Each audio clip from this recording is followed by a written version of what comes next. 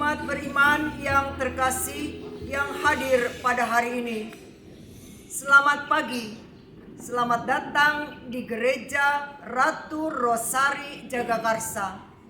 Kita berjumpa kembali pada perayaan Ekaristi Kudus Misa Harian hari Sabtu tanggal 26 Juli tahun 2025, Pekan Biasa yang ke-16 di tahun C. Perayaan wajib Santo Yoakim dan Santa Ana, orang tua dari Santa Perawan Maria.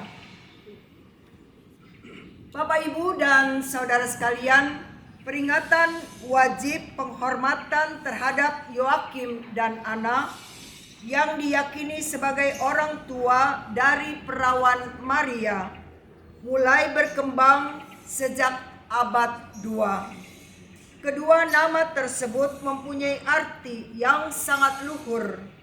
Nama Yoakim berarti Tuhan menganugerahi, dan nama Ana berarti rahmat. Dan memang dari keduanya kita memiliki Bunda Maria, wanita yang penuh rahmat. Dari merekalah lahir perempuan yang paling kudus di antara semua perempuan, yang akhirnya dipilih untuk menjadi Bunda Allah, Allah Putra yang menjelma menjadi manusia. Kesediaan Maria untuk mempersembahkan hidupnya demi terlaksananya kehendak Allah tentu tidak terlepas dari bagaimana Yoakim dan Ana mengasuh dan mendidiknya. Bapak, Ibu, dan saudara sekalian, mari kita mempersiapkan hati kita. Kita akan bersatu dengan Yesus dalam liturgi surgawi yang sudah diizinkan Tuhan untuk kita rayakan di bumi ini, yakni Ekaristi Kudus. Perayaan akan segera dimulai. Kita bangkit berdiri menyanyikan lagu pembuka Kisah Ibrani bab 11.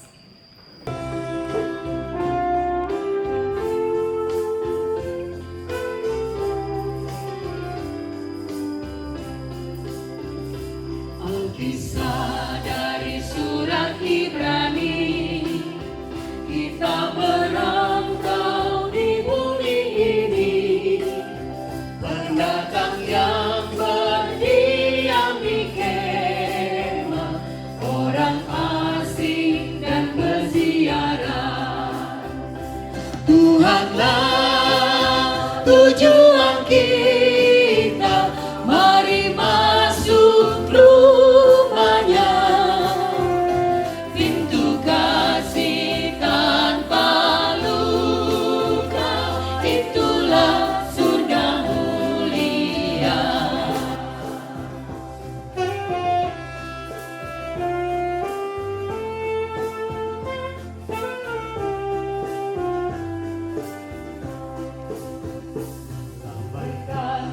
Dan percaya, dari jauh sudah melihatnya, sayup terdengar nyanyian surga, hati kami rindu ke sana.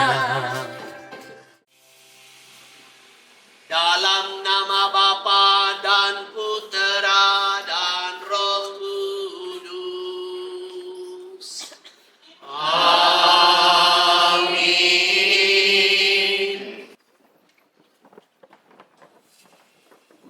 Ibu-ibu, bapak-bapak, anak-anak, orang-orang muda, baik dari komunitas Kapel Perjamuan Kudus di Roksi, Paroki Maria Bunda Pengantara Cideng, maupun umat dari Paroki Ratu Rosario Suci di Jagakarsa yang mengambil bagian bersama-sama dengan kita dalam Misa Kudus ini. Saya menyapa kita semua dengan selamat pagi. Selamat pagi pada kita semua. Hari ini adalah hari siara bagi komunitas kita, komunitas kami, Kapel Perjamuan Kudus, siarah yang kelima. Siarah pertama dan kedua kita laksanakan di Gereja Kuta Bumi, Santo Gregorius, Tangerang, Karawaci. Siarah kedua pada hari yang sama adalah di Gereja Santo Laurentius. Sejak saat itu kita mengalami sedikit kendala kalau 2 atau 3 bahkan ada yang sampai 9 satu hari kayaknya agak ribet begitu ya. Jadi akhirnya kita putuskan kita sebulan sekali saja, maka siarah kita akan berlangsung sampai dengan bulan November tahun 2025 ini. Dari Santo Laurentius bulan berikutnya kita bersiarah ke Gereja Mother Teresa di Cikarang. Itu siarah kita yang ketiga. Dari Mother Teresa Cikarang kita mampir ke Gereja Salib Suci di Cilincing, dan dari Gereja Salib Suci Cilincing hari ini kita mampir, kita singgah di Gereja Ratu Rosari. Saya pakai kata mampir, pakai kata singgah karena itu pas untuk orang yang bersiarah. Ini adalah tahun siarah. Dan kata siarah itu berarti kita berjalan. Kita sedang menuju satu tujuan. Dan dalam perjalanan itu ada tempat-tempat singgah. Ada tempat-tempat mampir. Nah, mampirnya kita itu sudah di Kuta Bumi, sudah di Laurentius, sudah di Jagakarsa, sudah di Cikarang. Dan kita dari Cikarang itu kita pindah ke Cilincing, dan dari Cilincing kita ke sini. Tempat-tempat mampir itu menggambarkan kepada kita bahwa hidup kita di bumi ini cuma mampir, cuma singgah, bukan abadi di sini, bukan abadi di sini. Dan karena bukan abadi di sini, pertanyaan kita adalah di mana akan berakhirnya perjalanan kita? Jawabannya hanya satu, surga. Hanya itu. Ada juga sih yang lain. Neraka. Iya ada, benar. Surga, neraka, dan purgatori. Api penyucian itu ada. Bukan dongeng. Itu bukan cerita-cerita dongeng. Tidak. Ada benar-benaran. Nah, ada di sini yang mau masuk neraka. Kita semua tahu neraka itu artinya apa? Menderita selama-lamanya. Ada yang mau begitu, sudah sengsara di bumi, mau tambah lagi. Di bumi kan cuma sampai 70 tahun sengsaranya. Di neraka abadi. Mau masuk ke sana? Enggak dong. Mau masuk di api penyucian? Ada yang mau? Tidak. Api penyucian juga walaupun itu ada rahmat di sana, tetapi juga orang menderita karena kerinduannya belum tercapai. Jadi kita semua rindu masuk surga. Nah, syaratnya adalah supaya kita bisa masuk ke sana, kebiasaan-kebiasaan di sana harus sudah menjadi kebiasaan kita di sini. Di sini. Kebiasaan di sana itu nomor 1 adalah kudus. Kita semua ini, termasuk saya, adalah manusia berdosa. Manusia berdosa. Berarti kita belum bisa punya tempat di sana. Di tempat kudus itu. Maka ibu bapak dan saya, masing-masing kita berjuang.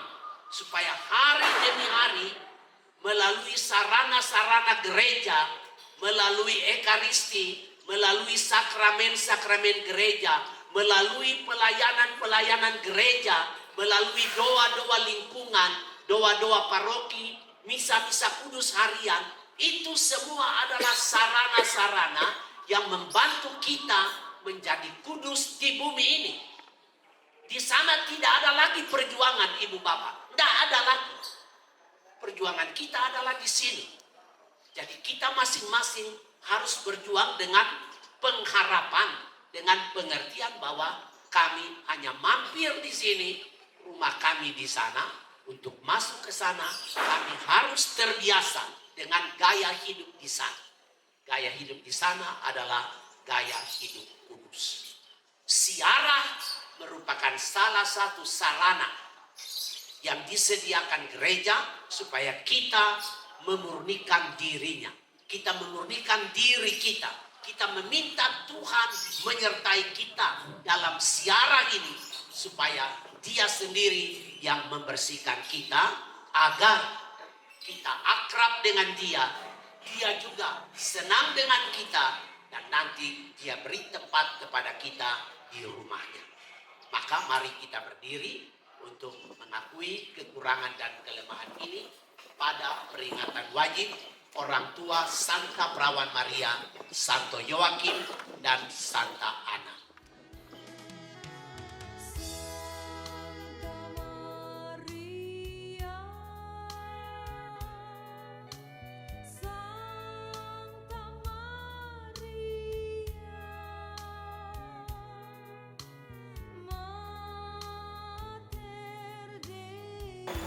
Ibu-ibu, bapak-bapak, anak-anak, orang-orang muda, Luce dan teman-temannya yang mengingatkan kita akan ziarah yang menempuh badai, ziarah yang tidak gampang, ziarah yang sulit. Kenapa badai? Karena ada banyak gangguan. Kenapa ziarah kita tidak mudah? Karena kita selalu terikat dengan daging kita, terikat dengan nafsu kita, terikat dengan keduniawian kita. Nah, inilah hambatan-hambatan yang menghalangi kita bisa sampai ke tujuan kita.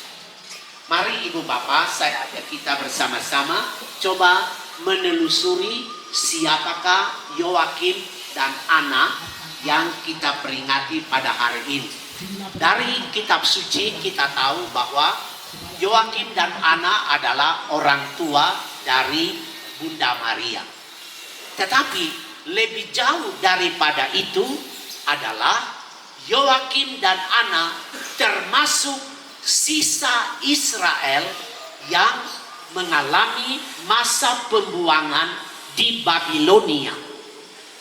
Ketika Israel hancur lebur dan mereka ditawan oleh Raja Nebukadnezar di Babilonia, Yoakim dan Ana adalah termasuk orang-orang itu.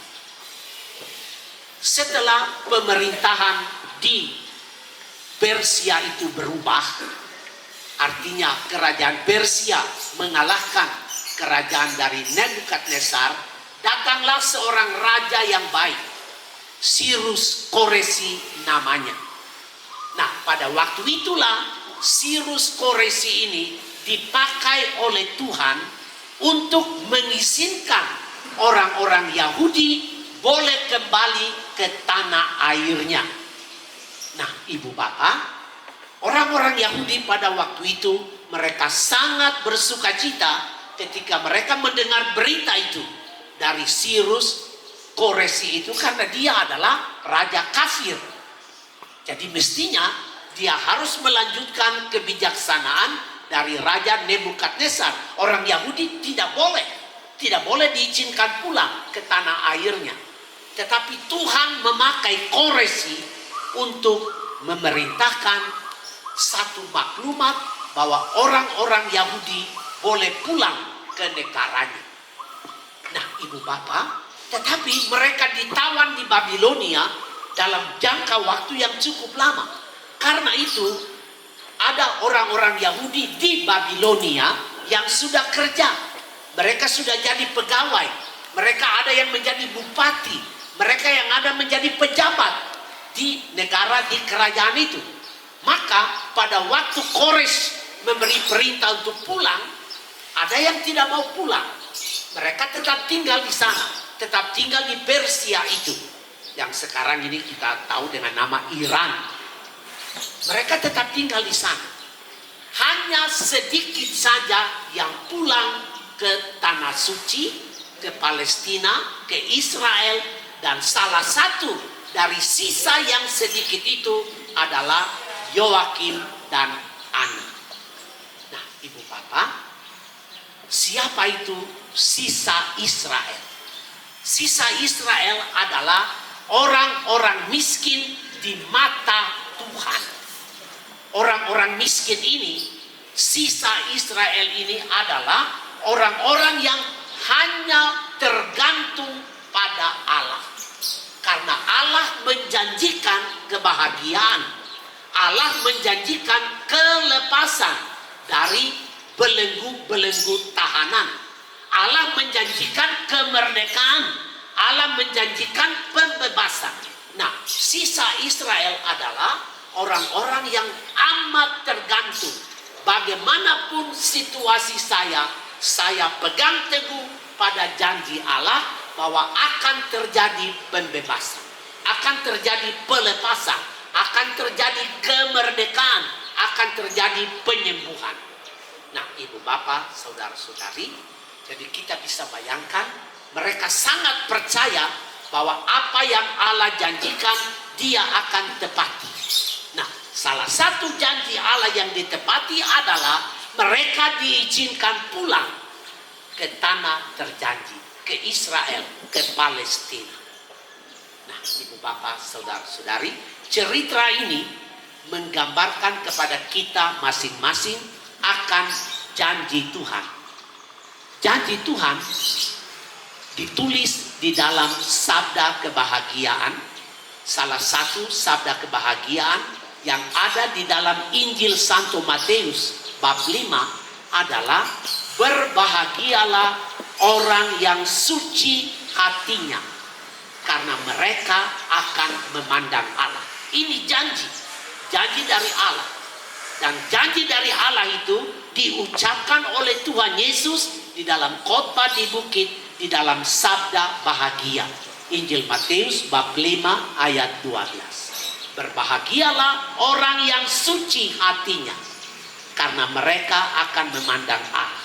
Ibu Bapak, apakah memandang Allah itu penting? Apakah memandang wajah Allah itu berguna, bermanfaat? Ibu Bapak, bukan lagi bermanfaat, tetapi itulah segala-galanya. Memandang Allah itu artinya memandang surga, memandang segala-gala yang tidak ada di bumi ini. Maka kerinduan untuk memandang wajah Allah itu adalah kerinduan Ibu Bapak dan saya. Mungkin ada di antara kita yang ingin sekali, mungkin ada keinginan kita yang luntur, pudar oleh karena pengaruh dunia. Tetapi saya harap pengaruh dunia bagaimanapun juga, kerinduan untuk memandang wajah Allah harus meluap di dalam hati kita masing-masing. Sebab memandang wajah Allah itu lebih daripada makan nasi. Memandang wajah Allah itu lebih daripada makan babi. Memandang wajah Allah itu lebih daripada makan sosis. Memandang wajah Allah itu lebih daripada makan mie Gajah Mada. Lebih dari segala-galanya. Tidak ada di dunia ini. Maka itu mesti menjadi kerinduan kita, Ibu Bapak. Salah satu sarana yang menolong kita untuk dapat memandang wajah Allah adalah Ekaristi Kudus. Ekaristi Kudus adalah sarana yang luar biasa yang disediakan gereja agar di sana kita memandang wajah Allah. Kapan kita memandang wajah Allah? Pada waktu konsekrasi itu. Ibu Bapak mendengar sabda dari Yesus yang diwartakan oleh pastor. Ambil dan makan, inilah tubuhku. Ini di depan mata. Di depan mata Allah itu ada di tengah kita. Ambil dan minumlah, inilah darahku. Itulah Allah di depan kita. Dan pada waktu kita maju untuk komuni kudus, kita buka tangan lebar-lebar. Kita buka hati kita, kita buka batin kita, kita buka telinga kita, kita buka pikiran kita. Kita jawab tubuh Kristus dan kita jawab amin. Artinya saya setuju memandang wajah Allah. Ibu Bapak, ini kerinduan kita semua. Sekarang ini kita mengalaminya secara simbolik saja, tetapi iman kita berbicara bahwa yang kita lihat itu lebih daripada roti. Yang kita lihat itu lebih daripada anggur. itu adalah Allah sendiri. Semoga iman kita itulah yang menolong kita pada waktu kita berada di saat suci konsekrasi. Pada saat kita menyambut komuni kudus, iman kita menolong kita untuk memandang wajah Allah pada waktu itu. Karena Santo Paulus mengingatkan kita semua, tidak ada satu dari antara kita yang memandang Yesus. Tidak ada. Tidak ada. Tidak ada dari antara kita, saya pun tidak. Tidak memandang wajah Allah itu. Tetapi Santo Paulus mengingatkan kepada kita bahwa hidup kami bukan dari melihat, tetapi hidup kami dari percaya. Percaya itulah, iman itulah yang membuat ibu bapak dan saya dapat memandang wajah Allah pada saat kita konsekrasi, pada saat kita menyambut tubuh Tuhan. Kita datang di sana tanpa iman di hati, kita hanya sambut roti biasa sama dengan bakpao. Kalau kita tidak punya iman, pada waktu kita maju terima hosti itu sama dengan kita makan roti biasa saja, tidak ada artinya. Iman kitalah yang membuat kita mengaku, saya terima Allah di dalam hati saya. Saya terima Yesus di dalam rumah jiwa saya. Iman itu yang membuat kita memandang wajah Allah. Ibu bapak, saudara-saudari, saya tutup permenungan ini. Pengaruh dari Santo Yoakim dan Ana yang percaya kepada janji Allah akan pembebasan mempengaruhi Bunda Maria. Sehingga Bunda Maria lahir dari satu keluarga yang dianugerahi nama Yoakim, dan satu keluarga yang dirahmati nama Ana. Dan karena itu dari kitab suci kita tahu bahwa Bunda Maria adalah perempuan yang terkudus dari semua perempuan-perempuan lain. Dan karena itu dia dipandang layak oleh Allah untuk mengandung putra tunggal Allah, yaitu Yesus Kristus. Maria dipilih Tuhan untuk masuk mengambil bagian dalam karya inkarnasi Allah menjadi manusia melalui rahim Bunda Maria. Semoga kita juga oleh karena hidup kudus dan dipengaruhi dengan teguh oleh iman kita yang bernyala-nyala, kita pun dapat menjadi orang yang luar biasa, berada di dalam tahun rahmat, berada di dalam tahun keselamatan, dan setiap hari kita menemukan saat keselamatan itu, saat rahmat itu di dalam rumah kita, di dalam keluarga kita, di tempat di mana kita kerja, di bengkel kita, di toko kita, di perusahaan kita, di kantor kita. Di sana kita berjumpa dengan Allah yang hadir untuk menyatakan belas kasih-Nya kepada kita oleh karena iman kita dan oleh karena perjuangan kita menjadi kudus. Amin.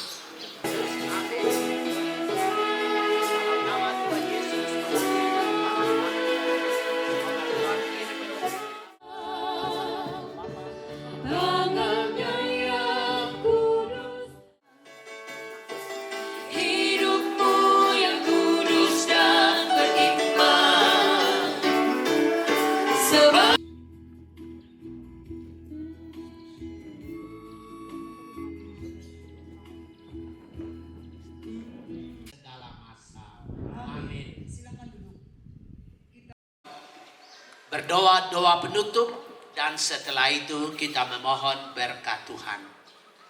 Marilah kita berdoa. Allah Bapa yang Maha Murah, Engkau menghendaki putra tunggal-Mu lahir dari manusia, agar melalui misteri yang mengagumkan itu kami Engkau lahirkan kembali. Kami bersyukur atas Ekaristi Kudus ini, dan sucikanlah kami dengan Roh-Mu yang kudus, agar kami dijadikan pewaris-pewaris kehidupan kekal. Dengan perantaran Kristus Tuhan kami yang hidup dan berkuasa bersama dengan Bapa dalam persatuan dengan Roh Kudus, Allah sepanjang segala masa. Amin. Sebelum berkat ada pengumuman Ibu Eka dari umat, dari paroki. Pengumuman hari ini, Paroki Jagakarsa Gereja Ratu Rosari mengucapkan terima kasih kepada Romo Somar yang sudah memimpin misa syukur. Terima kasih kepada petugas liturgi. Terima kasih kepada umat komunitas Kapel Perjamuan Kudus Roksimas. Terima kasih kepada Bruder Herman dan Bruder Albert yang telah memfasilitasi tempat. Terima kasih kepada seluruh umat. Sekian pengumuman hari ini. Mari kita berdiri, kita memohon berkat Tuhan. Setelah itu kita akan memberikan donasi kita kepada gereja, kepada Desa Putra, dan kepada Pondok Boncer di sini. Dan kita akan foto bersama-sama juga dengan umat semua yang hadir di sini. Baik umat yang bersiara maupun tuan rumah yang menerima kami. Tuhan bersamamu.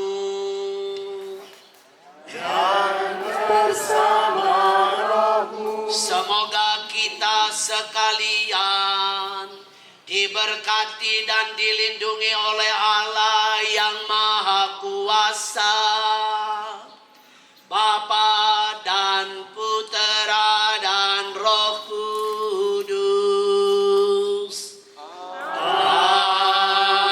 Amin.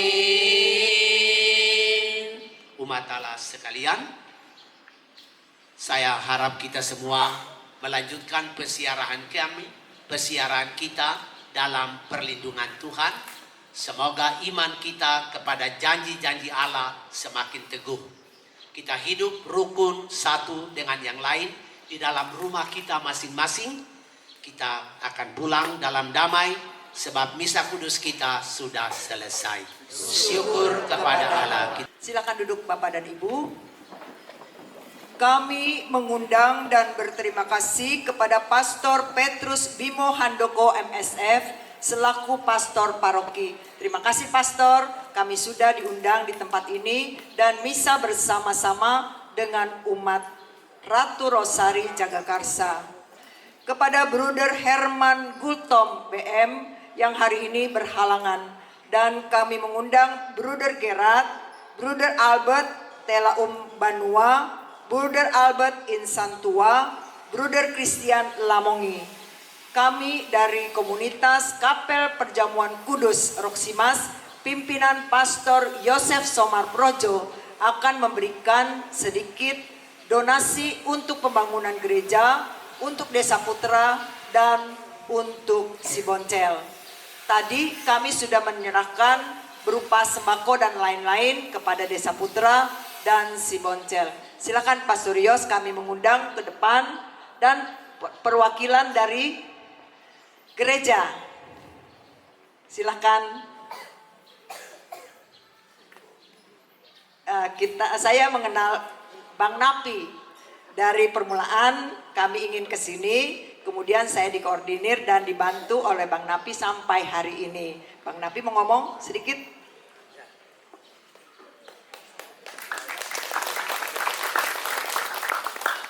Ya, selamat siang Bapak Ibu saudara-saudara yang terkasih. Selamat datang di paroki kami, Paroki Jagakarsa Gereja Ratu Rosari. Memang gereja kami sedang membangun, yang kita gunakan selama ini merupakan Kapel Desa Putra. Kapel itu merupakan kepunyaan dari Panti Asuhan dan kita pinjam sudah selama 31 tahun. Dan kita memang ada beberapa lahan yang sudah disiapkan, tapi ada kendala dengan masyarakat sekitar dan perizinan yang kurang memungkinkan. Akhirnya kita diberi kesempatan sama Monsinyur untuk mendirikan di sini. Dan puji Tuhan, pembangunan sudah berjalan ya sekitar 60%. Doakan kita supaya pembangunan berjalan lancar dan pasca tahun depan bisa kita gunakan. Terima kasih Romo, Thomas, Ibu Rebecca, terima kasih semuanya, dan semuanya saya ucapkan banyak terima kasih. Sebelum kami menyerahkan, mari Brother Albert. Waktu yang lalu juga kita survei ke sini, ketemu dengan Brother Albert. Sebelum saya melanjutkan, saya selalu panggil Bang Napi. Dan saya ingin tahu nama lengkapnya. Silakan Bang Napi. Nama Bang Napi tidak ada di surga. Nama orang kudusnya. Nama asli saya Sifrianus Jaya Napiun. Santo Siprianus memang. Itu Dan pastor ya. saya berasal dari Betawi, pinggiran, Kampung Sawah. Ya, gereja Serpatius di sana. Dan keluarga kami ada di sana. Dan saya pisah ke Jagakarsa. Ya, terima kasih. Ini kebetulan ada Brother Albert yang sudah maju. Silakan Brother Albert mau ngomong sedikit. Romo Somar, Bapak Ibu dari Kapel Perjamuan Kudus, terima kasih banyak. Selamat datang di Paroki Ratu Rosari, Jagakarsa. Terima kasih untuk kunjungannya, untuk kebaikannya luar biasa. Kami dikunjungi terutama Panti Asuhan Desa Putra, banyak berkat yang kami terima dari umat bersama Romo Somar. Semoga berkat dan kemurahan Tuhan senantiasa berlimpah untuk kita, khususnya untuk umat dari Kapel Perjamuan Kudus. Anak-anak di Panti Asuhan Desa Putra saat ini ada 95 anak yang tinggal di Panti Asuhan Desa Putra, dari SD kelas 1 sampai kuliah. Yang kuliah ada 6 orang, 6 anak.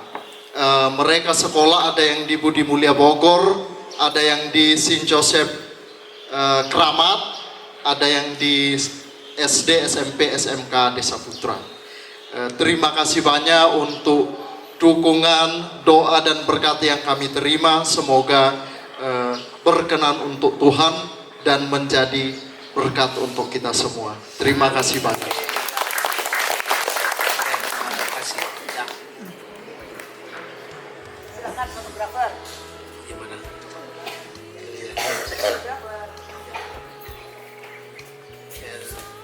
Bang Napi, kembali lagi ke dunia ya Bang Napi. Coba ini untuk sedikit untuk pembangunan gereja ya. Ya. Nanti juga kolekte hari ini seluruhnya untuk ke gereja paroki. Ya.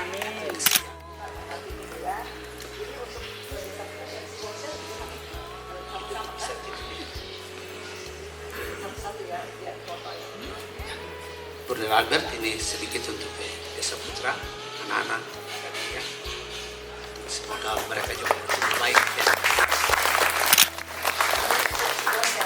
Kita.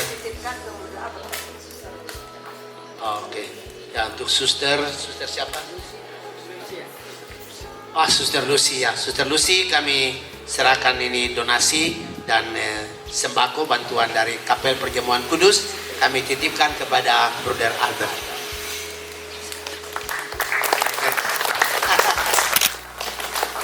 Oke, apalagi?